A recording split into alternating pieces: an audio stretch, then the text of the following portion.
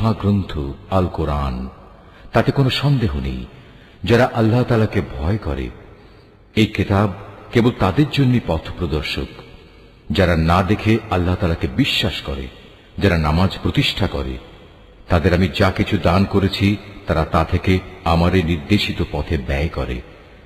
যারা তোমার উপর যা কিছু নাজিল করা হয়েছে তার উপর ঈমান আনে তোমার আগে নবীদের উপর যা কিছু নাজিল করা হয়েছে তার উপর।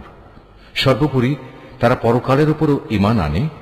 সত্যিকার অর্থে এই লোকগুলোই তাদের মালিকের দেখানো সঠিক পথের উপর রয়েছে এবং এরাই হচ্ছে সফলকাম। যারা এই বিষয়গুলো অস্বীকার করে তাদের তুমি পরকালের কথা বলে সাবধান করো আর না করো, কার্যত উভয়টাই তাদের জন্য সমান কথা। এরা কখনো ঈমান আনবে না। ক্রমাগত কুফরি করার কারণে আল্লাহ তাআলা তাদের মন, মগজ ও শ্রবণ শক্তির উপর মোহর মেরে দিয়েছেন।